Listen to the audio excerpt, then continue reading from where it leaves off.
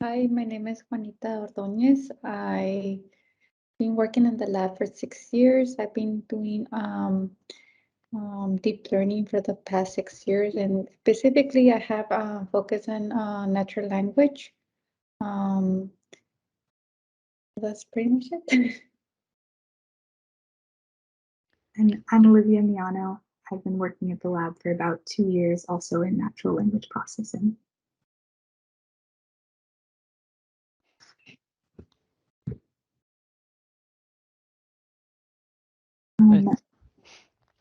So we're going to do an introduction to the Women in Data Science dataset for the Kaggle competition. And I think Juanita is going to start us off with talking about how to download the dataset and get everything set up. Yeah, so hopefully you guys can follow us. So first you guys need to register to the Kaggle competition. So you have to go to the Kaggle website. In there you're gonna see uh, you're gonna see a tab that says Kaggle Datathon Kaggle competition. You click on it and then you just join the competition. And then you're gonna go over some rules of the competition. You understand and accept. Right after that, you are allowed to download the data set. So you're gonna download the data set and it's pretty much gonna be a zip file. So locally you can unzip the file and then you go into, if you can show Olivia, like you can go up to that tab right there, and then you go under. It's gonna be under content. So from there, you can upload the test CVS, the train CVS, and the sample solution CVS for this notebook. So it takes a while, but it should be pretty fast. So you do that, you wait until it's already uploaded, then you can start running the notebook. So first, we're going to talk about the libraries that we're using for this notebook. So if you go down, we're using Pandas, which is a really good library for, to pretty much like see the data set like in a table form and also to manipulate the data set. So right now we're going to give like a quick little tutorial. But Pandas is pretty powerful that you can do a bunch of stuff with it. And they have really great documentation too online. We also going to use Matplotlib, which is used a lot. And this is just to plot your results, your any data analysis that you want to do. Seaborn is just so you can get like nice, pretty color visualization. Um, and NumPy is like a really well-known library. It's just deal with the matrices of the data that you load in. And the main library that we're gonna use sklearn, which is they have a lot of like really like classical and also like some new machine learning algorithms already implemented, and it's really easy to use. So you can just try out different models, and you can like split the data with it. You can also do some data pre-processing with it.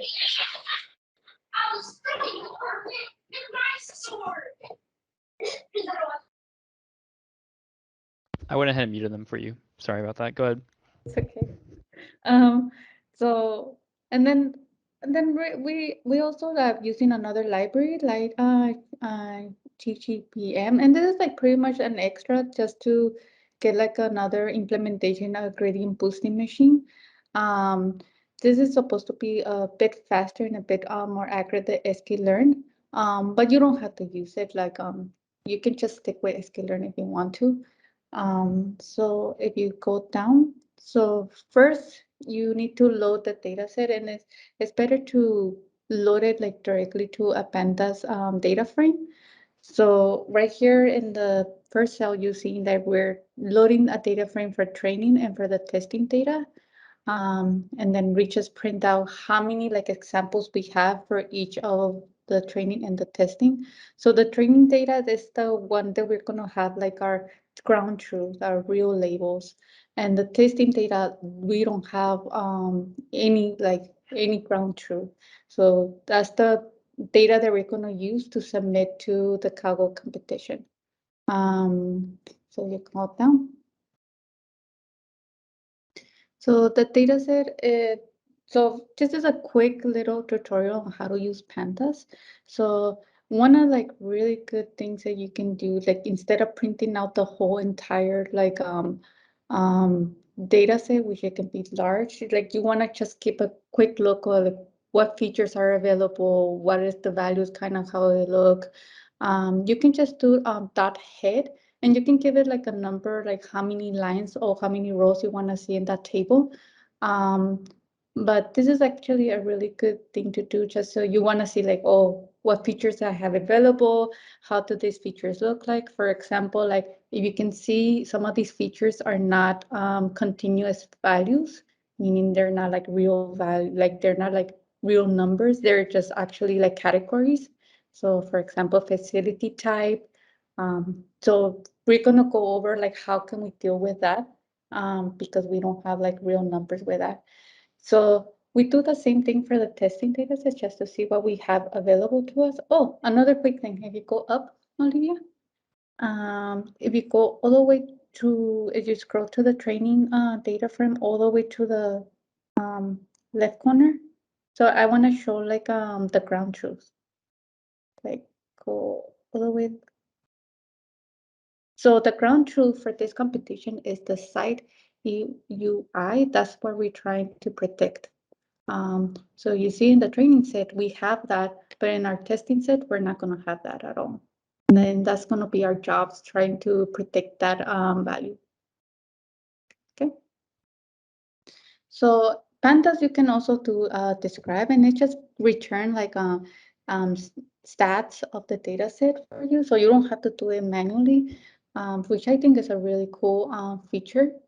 So we do this for this is just to give you like a quick view, like for example, like for natural language, when we deal with the new text data, one of the stats is very helpful for us is to see like, oh, how long is our documents? Like how many words we have or how many characters do we have in average? So it would be pretty useful to know that information when it comes to modeling. So in describe that, that's a quick way to know just like quick stats of your data set that you have available for each of the features. So you go down. So if you do a location, that's like your indexing like single rows on it. So you give like, oh, what is the first row, and this is the values of the first row. And this is just this is like to help you if you need to iterate or you need to index like a specific row in your whole data set and you know which row you're gonna do. That's actually pretty helpful. But let's say that you just want to like retrieve like the column of just one specific column of your whole data set just to give you a quick view what it is. You can also like indexes like that on the bottom part, which this example would be year under dash factor. So you go down. Oh, this is Olivia part. So now that we have our data loaded in, we can do some exploratory data analysis. The first thing to look at is missing values. We don't know what the data looks like. It could be messy. So here we have a heat map, and everything in green is an available value, and everything in red is a null value, so it's missing from the data. All the way on the right, there's a lot of pink. It looks like a lot of the samples are missing features related to wind speed, days with fog. Over here, the Energy Star rating, and a couple are missing the year built. Some more detailed information about the missing values. We can get the count of how many rows are missing that value, and then the percentage. There's two options for how we can handle this.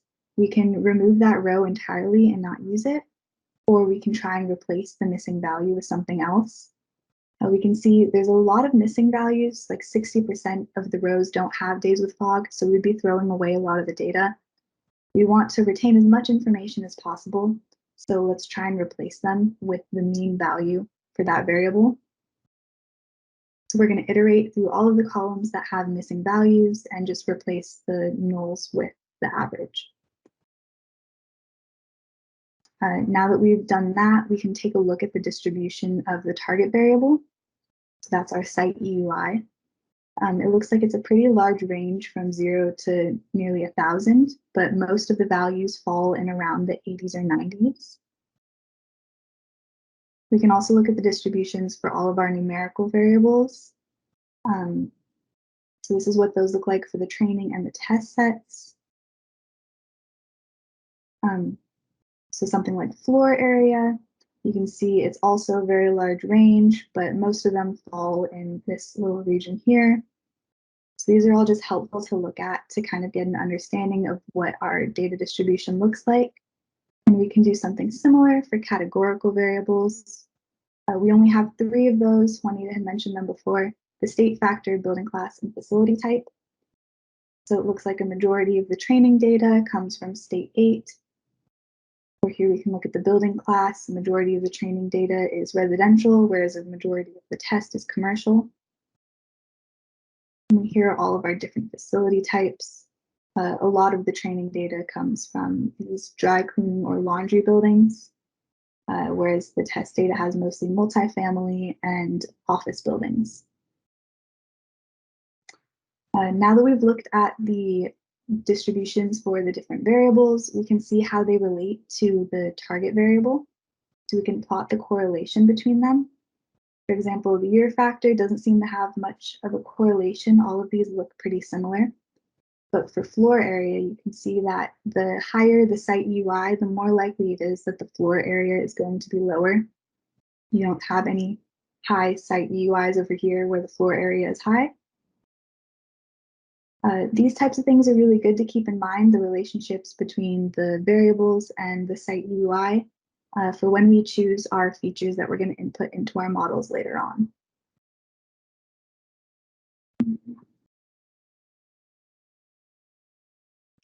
We've already handled the missing values, but there's a little bit more data preprocessing that we need to do. Juanita had mentioned that we have some categorical variables that are strings instead of numbers. We need to convert those into numerical labels. This is also called label encoding. Scikit-learn has a handy label encoder that we can use. And so this will just turn all of our categorical string variables into corresponding numbers. The other thing that we need to do is create data splits. So we were given a train CSV and a test CSV, but we saw that the test CSV does not have the site EUI because that's our final file to do predictions on. So we want to be able to know how our model is doing on new data before we make a submission file. So we're going to split the given labeled data into a train set and test set. The training data is going to be given to the model, and the model will learn from it how to predict the output value. And then the test data will be used after the model is trained to see how well it does. So here we're making a feature matrix, and we're just going to drop the site UI and ID. And then we have our labels. And then scikit-learn has this train test split function, which will do the splitting for us. The test size is going to be 0.3, so 30% of the data is going to be used for the test set and 70% for training set. And this is the number of samples we have in each now. So now the data is ready to be used with some models. We can start with a simple model and see how well it does. So we're going to be using linear regression first. Linear regression, kind of like an overview, you have your independent variables on your x-axis. So we'll choose the floor area as our input. And then the dependent variable is going to be our site UI. You have all of your data points plotted, and you want to find the line of best fit. So again, using scikit-learn, we have this linear regression model that we can instantiate. We have to reshape the data a little bit just so that it works with the model. And we're using floor area as our input. And then we'll use the fit function to fit the model to the training data. It's pretty simple. Our model is trained now after running that, and we can make some predictions and see how it's doing. So again, reshaping the input data, and we can use the predict function to get our predictions. And here we're printing out the first 5 actual ground truth values and what our prediction is for them. So you can see it doesn't look like it's doing too great. The actual value is 66. Here we're predicting 81. We're predicting in the 80s. We want to get an evaluation metric so that we have a more objective way of comparing how our models do. The evaluation metric being used in the Kaggle competition is the root mean squared error. So you'll take the difference between your ground truth and your prediction. You'll square it, average over all of those, and take the squared root of that. Thankfully, that's already implemented for us. And we're getting a mean squared error of 58. To kind of get an idea of how well that's doing, you can look at the Kaggle leaderboard. I can tell you right now, it's not doing very great. So we want to improve it. What's a good way to do that? Well, right now we're only using one input feature and we have 63. So we should probably use some more features.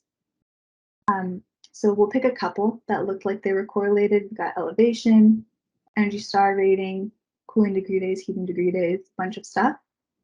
And now we'll train on all of those features and do kind of the same process that we did before. And it looks like our values are a little closer. Before we were getting all in the 80s. These ones look better. And our root mean squared error has gone down a little. It's now 53. Previously, it was 58. But we'd still like to do better, so we can try a different model. We're going to look at a random forest. A random forest is a combination of a bunch of decision trees, and you can use majority voting or averaging to combine them. And a decision tree is kind of a funny little example of what that looks like. You want to make a binary decision based on some feature. So here, if your age is less than 30, then you'll ask, do they eat pizza? And if they do, then we can predict that that person is unfit. So we're going to do something similar to that, but with our features. Again, this is implemented for us, which makes it nice and easy. We have this random forest regressor, and we'll fit to our training data using the same features that we picked out before. And we can make a prediction, and it looks like it's doing kind of the same as before, and it's getting a root mean squared error of 54. So it's still pretty high. We can tune some of the hyperparameters to try and improve the performance. So we have this max depth parameter, and it default is 2, so let's increase it to 10 and see if that improves. And it looks like it does a little bit. It gets up to 50, but this model still isn't doing as good as we think we can. So Juanita is going to go over gradient boosting regressor.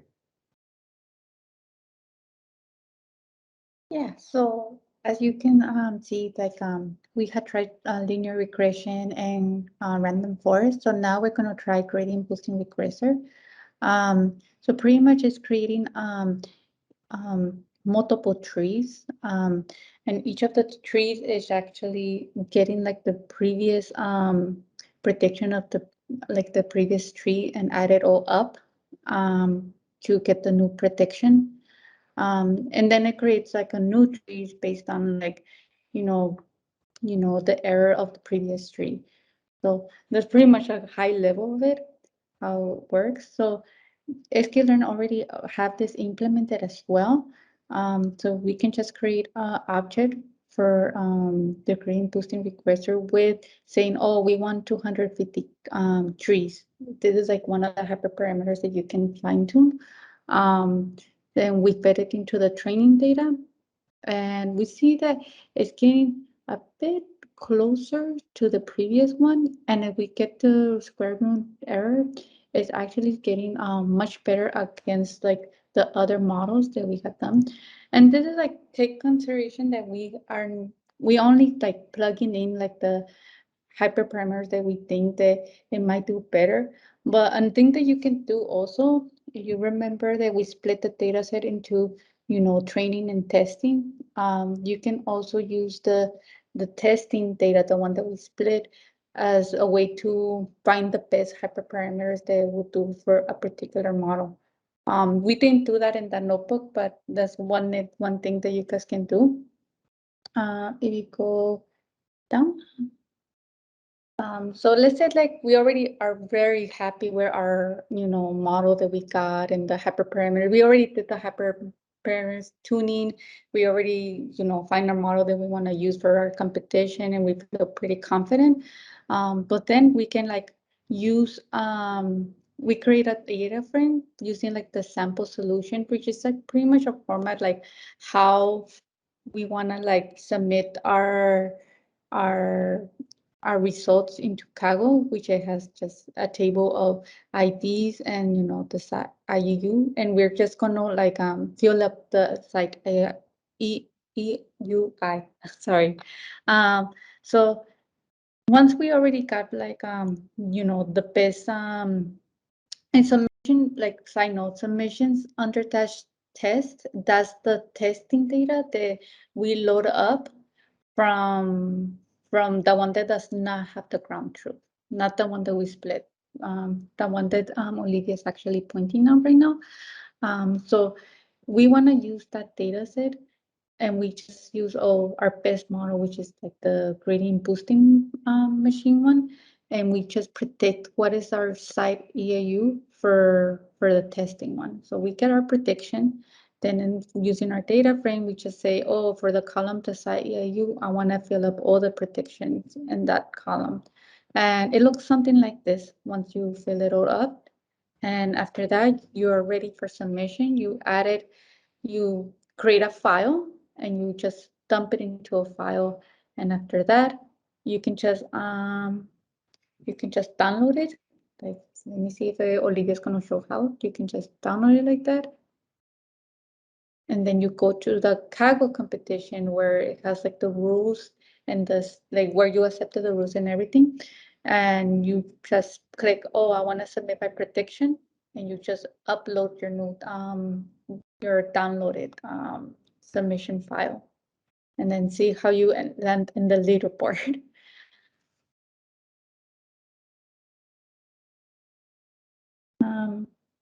So I think that's pretty much it.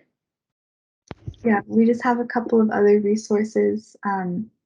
The code and discussion tabs here on the Kaggle competition are really helpful. Lots of people post tutorials and sample code snippets. And then the official Women in Data Science website also has a page on Datathon resources. Okay, it seems like we have a question in the chat, Olivia. So the question is about random forests and decision trees. How can you form a decision? How do you find out what decision branches that the model is learning?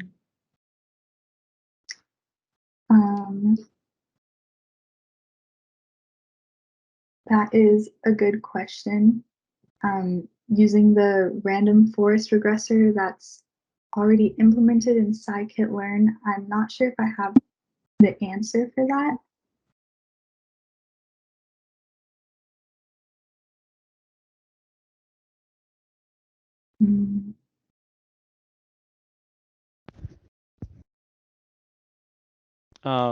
Just, I think one possible way, I mean, there's a lot of ways to kind of figure out decisions, but I think like randomly picking different decisions like on the fly and just taking the ones that have the highest results might be like randomness, like kind of like genetic algorithms, I think is one way it does it. But yeah, this is really, really awesome stuff that you guys prepared. I am blown away with all the figures you guys put in here and all the different algorithms. Super stoked you guys put gradient boosting in there because that's what usually wins the Kaggle competitions. XG boost, I think it's called, that usually gets the top of the leaderboards. I wanted to ask, did you guys actually put your submission on the competition just for curiosity, see where you guys land? No? No. Oh, you should. Well, You but never like, know. we're not because we didn't like did any like look for the best hyperparameter for each of these models. So based on like how we did in our testing data, the one that we split, our score is pretty much not that good. It's like in the second page in the leaderboard. That's So- still, second page is pretty good. But still, we're not 100% confident, but we should submit it later today to see where we land. I think you guys should make a team and just submit it. And then But yeah, the deadline is later. You still have some time, right? So yeah, and then put anyone else on the team that's interested. I mean, I would join. Just you guys are accepting members. I would be down to help improve it. That looks pretty cool. I was gonna say, you guys better hurry up, or else somebody else on this call is gonna gonna submit it for you.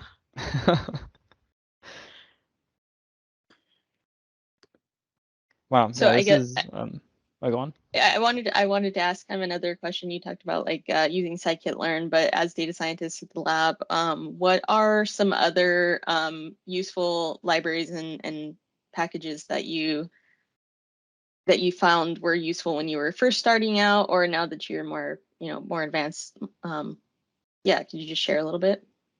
Yeah, so sklearn was very useful for me to, getting like out of the way, like baselines. Especially when you first start a project, you want to get your good baselines and then like start going into more advanced stuff. But like when I started working in the lab, I started working right away with neural networks. So the libraries that I started with, it was on TensorFlow, and then I moved to PyTorch, which is so much better for research because it's like it has a better API, just a better API.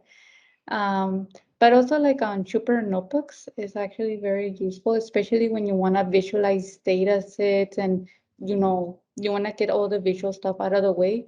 I use Jupyter Notebooks for that. Another one, because I work with natural language, I use a lot of Hugging Face. Because a lot of the natural language processing stuff is done with Transformer. So Hugging Face is a great library to use for that.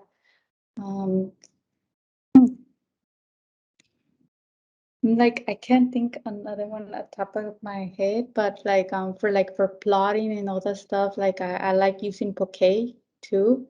I feel like Bokeh has a really great documentation, and also it has a really good API, and the visualization in Bokeh is really nice. And recently, thanks to Amar, I have been like playing around a little bit with Gradle, which is like just so you can do like a deep learning or like a deep learning demo, like interactive, especially if you just put it into a Jupyter Notebook. Is really nice to demonstrate to to the people that you're creating this model for, like how your model works, and giving them like a quick little demo. So I think that's it for me. Oh, sorry, I forgot. Also, Spacey is actually really cool to use, especially for natural language. Spacey has like a lot of really cool natural language models. Like you can use it for identity extraction. You can use it for also for like parse of speech. You can use it for also like keyword extraction. So that's another library that I will recommend. But I don't know. What about you, Olivia? I think you took them all. Oh, sorry.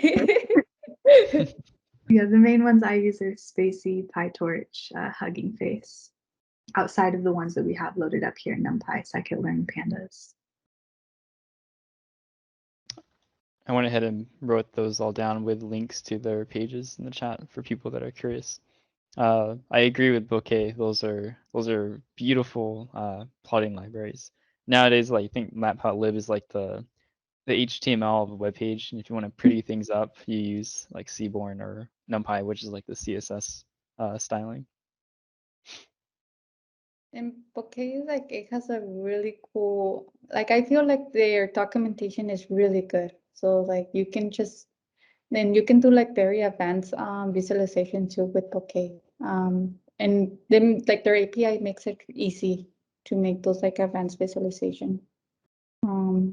And also like I'm sorry, like I'm fan girly here, but also in Bokeh, like I forgot to add Bokeh plots are also interactive.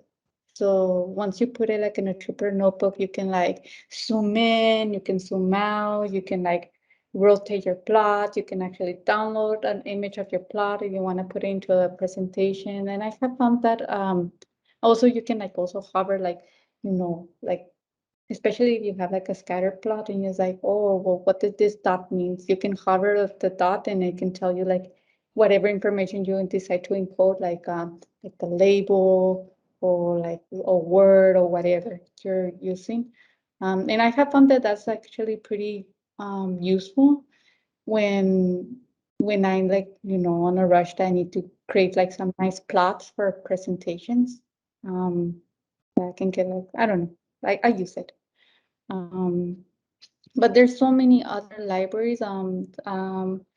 Like if you're really interested in neural networks, I think PyTorch is like the way to go because PyTorch has other extended libraries like Captain, where you can visualize like, you know, the tension of each of the words of you know, whatever your prediction of your neural network. And it's actually really nice API as well.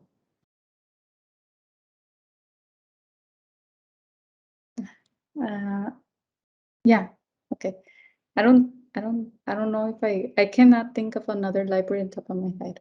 If I do, I will put in the chat. Yeah, those are all super great. Okay. So yeah, this is recorded. So for people that are hopping in a little bit later in the session, we'll post the link to the video if you guys are curious to see the whole thing. The notebook has been chatted out in the replies of this meeting by Mary Silva.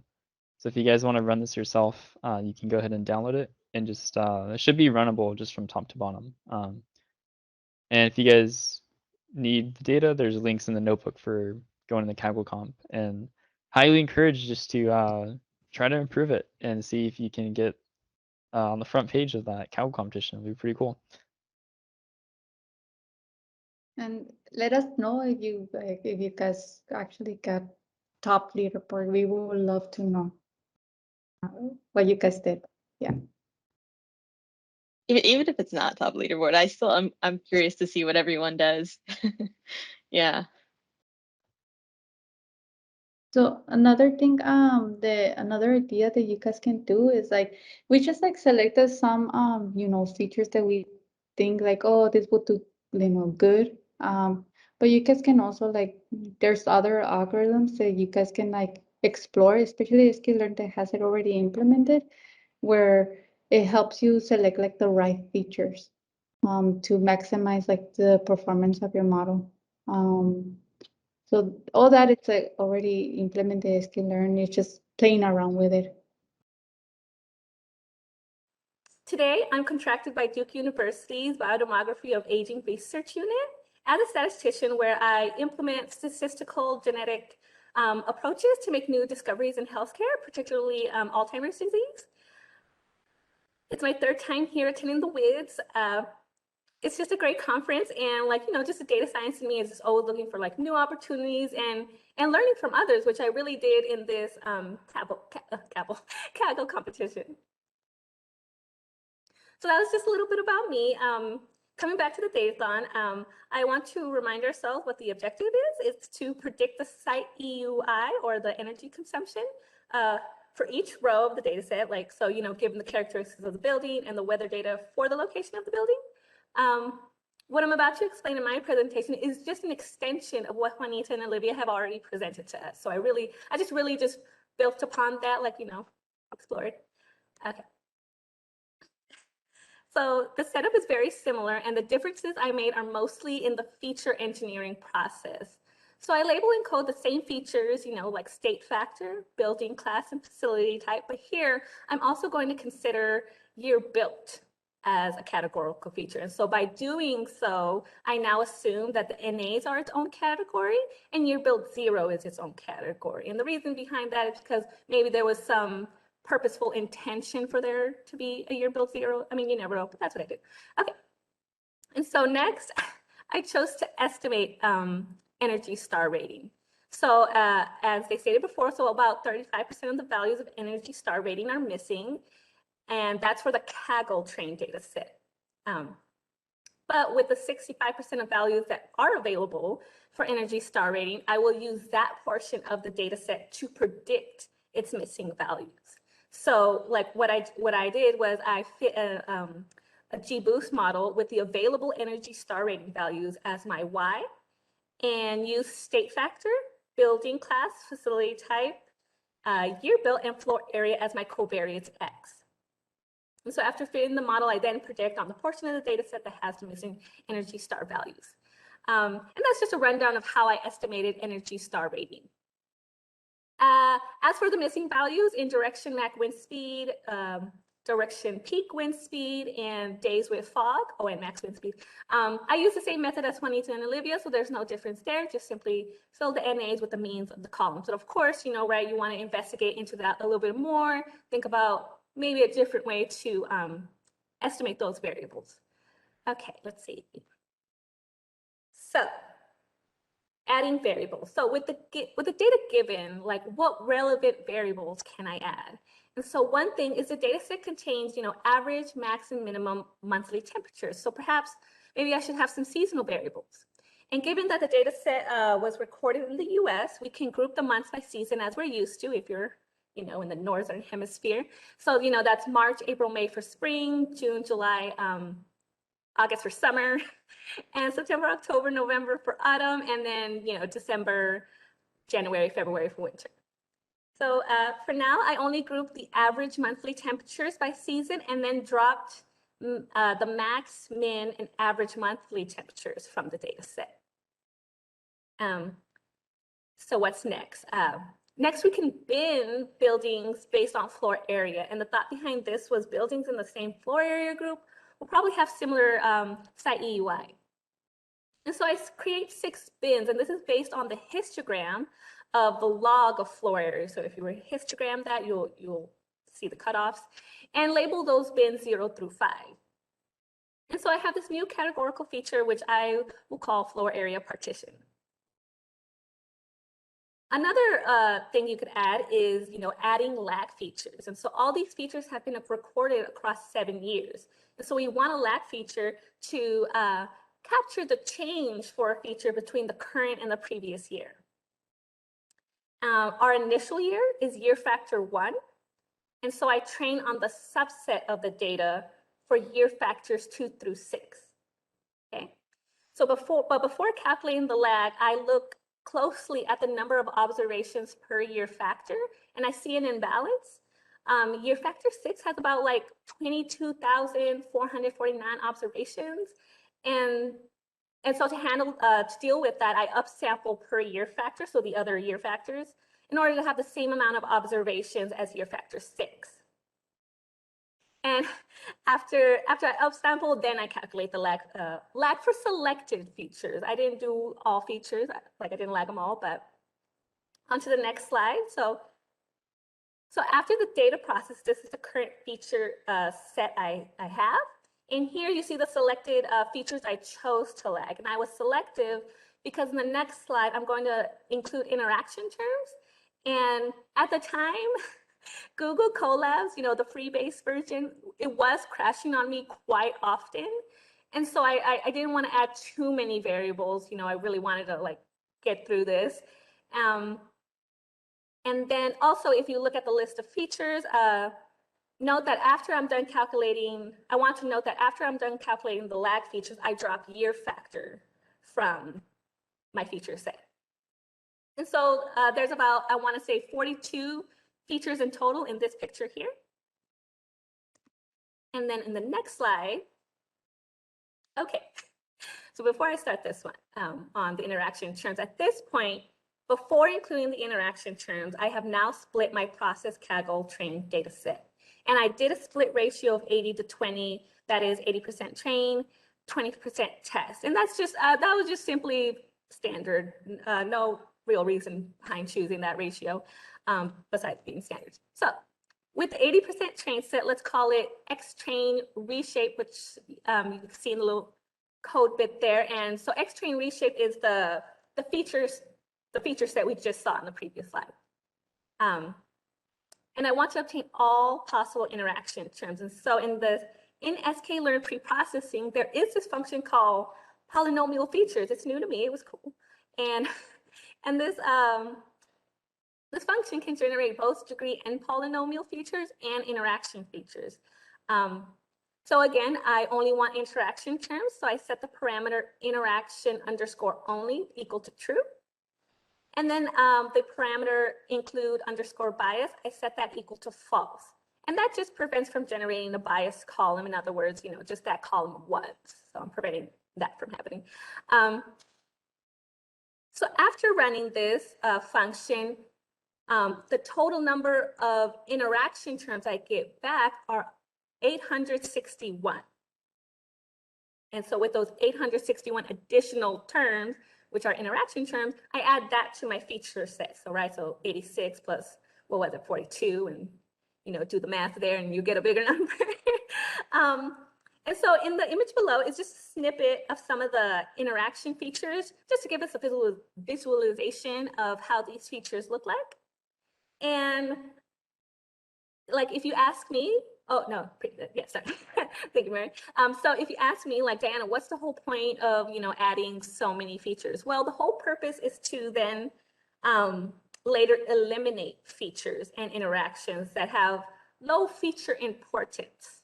Of course, in an ideal setting with unlimited time, you'd spend more time on feature engineering, really thinking about like the relevant features you're creating, and then spending more time on how you want to do this feature reduction. So next slide. And so I chose to go with Juanita's and Olivia's best method, which was the linear gradient boosting.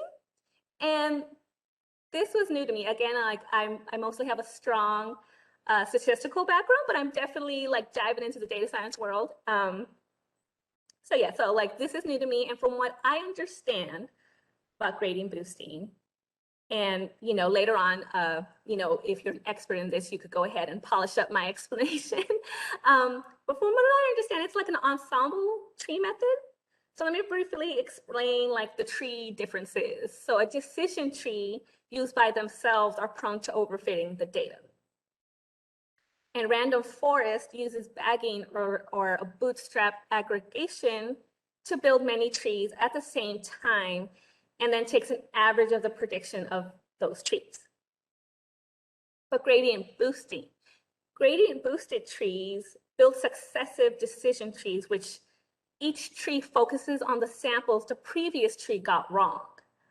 And since gradient boosting tree focuses on the previous mistakes, it's better capable of fitting the data compared to like a random forest, which uses independent samples of the data.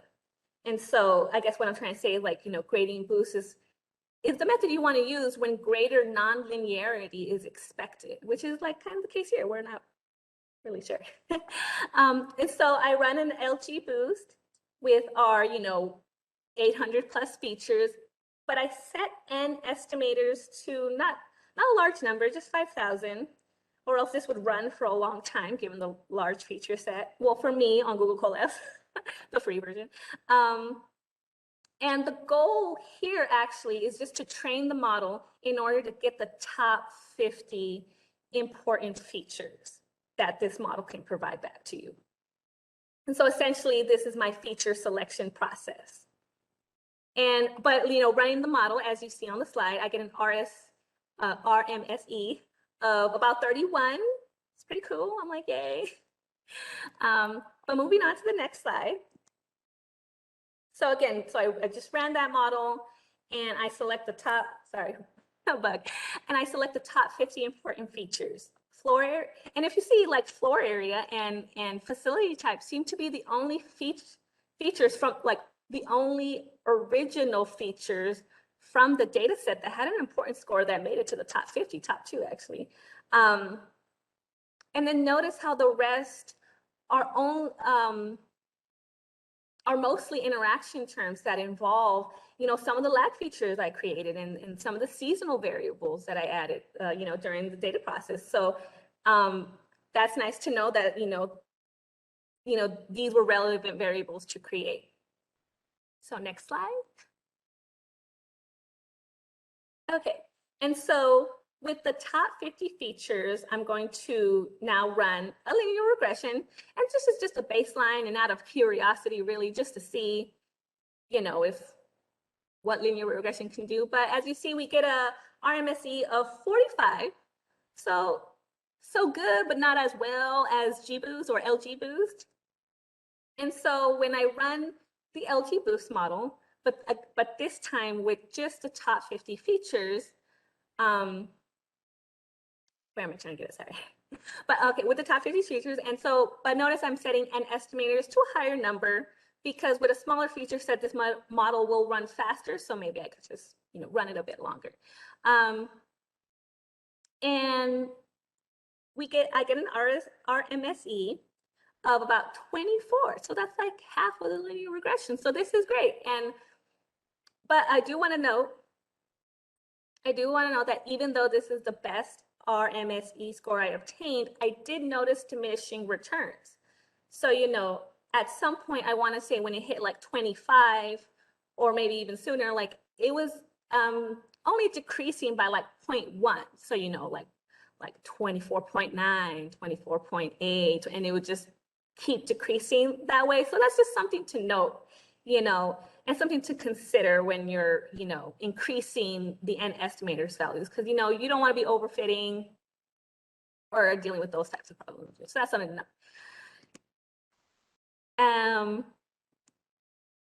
Oh, next slide, Mary.